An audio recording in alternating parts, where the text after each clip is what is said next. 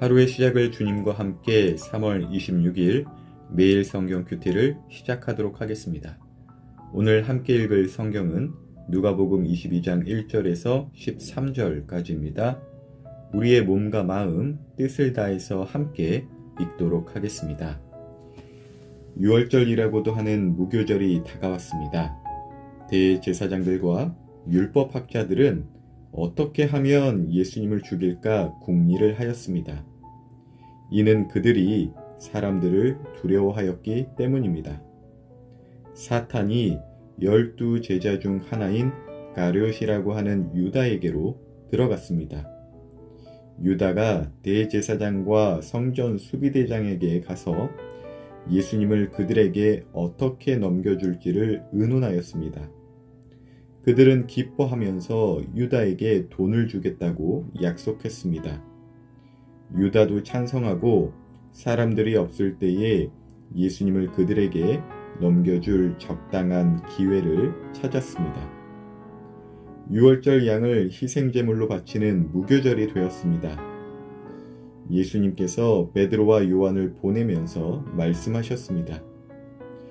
가서 우리가 먹을 수 있도록 6월절을 준비하여라. 이들이 예수님께 물었습니다. 어디에 준비하길 원하십니까? 예수님께서 제자들에게 말씀하셨습니다. 보아라, 도시에 들어가면 물 항아리를 가지고 가는 사람을 만날 것이다. 그를 따라 그가 들어가는 집으로 들어가거라. 그리고 집주인에게 말하여라.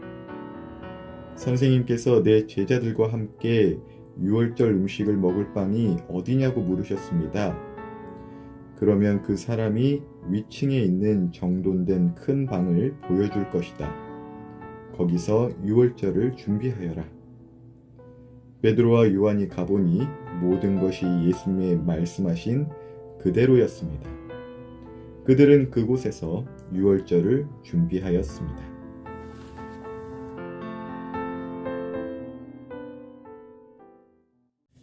본문에서 종교 지도자들은 예수님을 죽일 준비를 하고 있네요. 자신들의 욕심 때문이죠. 반면 예수님은 자신이 죽을 준비를 하고 계십니다. 그 이유는 하나님의 뜻을 이루기 위함입니다. 이처럼 세상 욕심은 남은 죽여도 내가 사는 것이고요. 하나님의 뜻은 내가 죽어도 남은 살려내는 것입니다. 왜냐하면 사랑하기 때문이죠. 하지만 이 하나님의 뜻, 곧 온전한 사랑을 사람이 하기에는 너무나 슬픈 일이고 사실상 불가능한 일입니다. 나를 위한 어느 한 사람의 희생, 예컨대 부모님의 희생, 혹은 남편과 아내의 희생, 선생님과 친구들의 그런 희생 이야기들, 그러한 이야기들을 언제나 들을 때마다 언제나 감동적이지만 그 사랑을 받았던 사람에게 있어서는 그 희생 뒤에 오는 더 큰 상실감이 있다는 것이죠. 물론 그 과정 가운데 사랑받는 자는 알게 돼요. 사랑만큼이나 나를 사랑해준 그 사람 자체가 너무나 귀했다는 것을요. 그래서 나를 사랑해준 부모님, 혹은 남편과 아내, 혹은 선생님이나 친구들이 너무 보고 싶은 거예요. 하지만 인간의 또 사람의 능력으로는 나를 사랑해준 사람을 다시 만날지, 또 다시 만날 수 있는 능력이 있는지 확인할 수도 없습니다.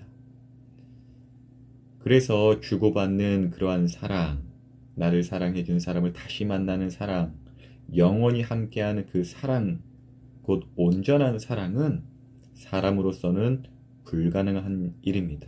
오히려 그 사랑 자체가 슬픈 일이 되기도 합니다. 오직 영원하신 존재, 영원하신 하나님만이 가능한 것이죠. 또한 하나님은요, 우리의 사람의 그 사랑, 불완전했던 사랑, 슬픔으로 끝날 수밖에 없는 그러한 사랑들을 다시금 온전한 사랑으로 바꾸어 주실 수 있는 능력을 갖고 계십니다. 정리하여 다시 말한다면 나를 사랑해 주었던 그분 다시 만나고 싶잖아요? 그것을 하나님은 가능하게 해주신다는 것이에요. 영원히 함께하는 사랑 되게, 그 온전한 사랑 되게 하나님은 해주실 수 있다는 것입니다. 그러므로 본문에서 그 자신의 죽음을 준비하시는 예수님의 모습은 그저 떠날 준비, 어떠한 그 인간적인 희생만으로 봐서는 결코 안 됩니다. 예수님의 그 죽음을 준비하시는 모습은 우리로 하여금 하나님의 온전한 사랑을 알게 하고, 또 이 땅에서 우리가 주고받았던 그 사랑을 온전하게 하시기 위한 하나님의 능력이자 메시아의 사명입니다. 참 어리석은 무신론자들은 이러한 예수님의 죽을 준비, 이러한 십자가의 고난을 두고 참 미련하다, 혹은 자살이다, 아무리 좋게 봐서 그냥 인간의 희생 정도다, 이렇게 보지만 예수님은 하나님으로서, 그리고 사람으로서 우리가 그토록 바라는 하나님의 온전한 사랑을 드러내시는 겁니다. 다음 주가 고난 주간이에요. 그래서 우리는 그 고난 주간을 맞이할 때도 예수님의 죽음을 특별히 주목할 텐데, 그것을 장례식처럼만 혹은 어느 위인의 추모식처럼만 여겨서는 결코 안 됩니다. 주님의 부활과 우리에게 주실 그 죄사함, 또 영원한 생명과 온전한 사랑을 베푸시는 그런 하나님의 관점에서 우리는 그 주님의 고난을 바라보고 또 그것에 동참해야 합니다. 주님의 고난에 동참하는 것은 예수님 죽지 마세요, 나 때문에 그렇게 힘든 일을 당하지 마세요, 사랑하는 사람이 우리 곁을 떠나는 것은 너무나 우리에게 있어서 가혹하고 슬픈 일입니다, 이러한 어떠한 생각으로 주님의 길을 막아서는 것이 아니라 본문에 나오는 제자들처럼 주님의 말씀 따라 사는 것입니다. 본문 8절 9절이에요. 예수님께서 베드로와 요한을 보내면서 말씀하셨습니다. 가서 우리가 먹을 수 있도록 유월절을 준비하여라. 이들이 예수님께 물었습니다. 어디에 준비하길 원하십니까? 사실 유월절을 대비하여 아무것도 준비하지 못했던 제자들에게 주님이 말씀하셨어요. 그리고 아무것도 모르겠는 그 제자들이 주님께 또 여쭈고 있죠. 이후 본문을 쭉 읽어보면 주님은 제자들에게 어디로 가야 하는지, 그리고 어떻게 행해야 하는지를 다 말씀해 주십니다. 그리고 베드로와 요한은 그대로 주님의 말씀 따라 갔고 또 그 말씀 그대로 행하였죠. 그랬더니 본문 13절이에요. 베드로와 요한이 가보니 모든 것이 예수님께서 말씀하신 그대로였습니다. 그들은 그곳에서 유월절을 준비하였습니다. 아멘입니다. 유월절이라고 하는 그 큰 일에 아무것도 준비 못한 제자들이었지만 그들은 주님의 말씀 따라갔고 그 말씀대로 행하였더니 모든 것이 주님의 말씀대로 되었다는 것이에요. 그래서 우리는 이 고난 주간, 또 이 고난을 동참하는 것에 있어서 특별히 묵상의 내용을 조금 더 주목해야 합니다.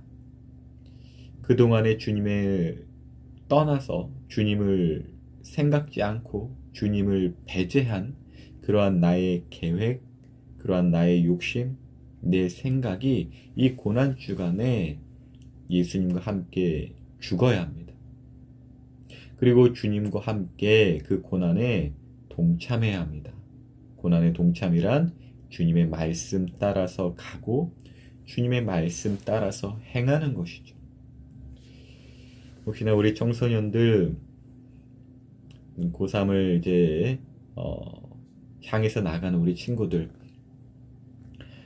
혹시나 아무것도 이렇게 준비되지 못한 마음 때문에 아무것도 대비하지 못한 채 다가오는 그런 상실감 때문에 힘드시다면, 또 두렵다면 고난 주간에 기회가 있음을 꼭 기억하시길 바랍니다. 여러분의 삶 혹은 진로의 결정, 어떤 때에 따른 열심, 노후의 대비, 어떤 현재의 일, 아무것도 준비되지 않아서 두려울 수 있거든요.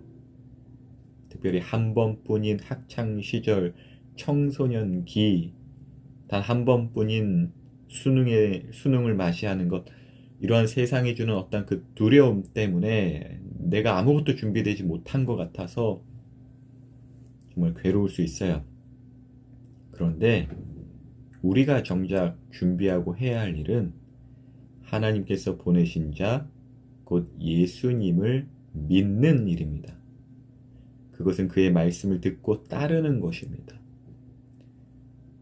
하나님께서 우리를 위해 준비하신 것은 우리의 준비보다 훨씬 더 완벽하고 그 자체로 온전하기 때문입니다.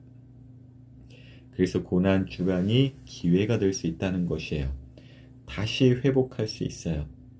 인생의 계절에 맞추어서 살지 못한 후에, 혹은 사랑하지 못했던 후에, 아무것도 준비되지 않은 그 절망감에서 우리를 구원하는 것은 주님의 고난에 동참하는 것, 곧 주님의 말씀을 듣고 행하는 것입니다. 이것을 우리는 고난 주간에 회복할 수 있고, 이것이 기회라는 것입니다.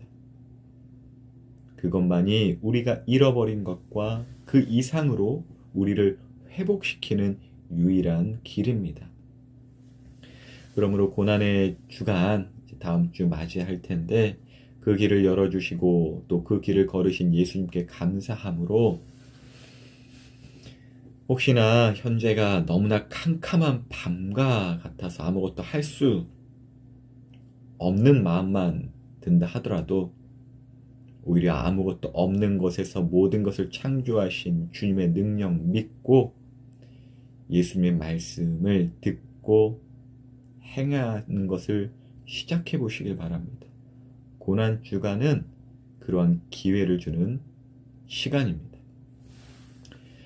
늦었다고 생각할 때가 가장 늦은 것이다. 우리 개그맨 박명수 아저씨가 그렇게 어쩌면 뼈가 있는 말을 우리에게도 해주었었는데요.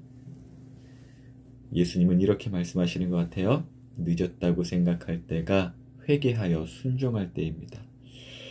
주님께서 준비하신 오늘 하루, 주님의 말씀대로 행하고 또 주님과 함께 먹는 하루 되시길 예수님의 이름으로 축복합니다.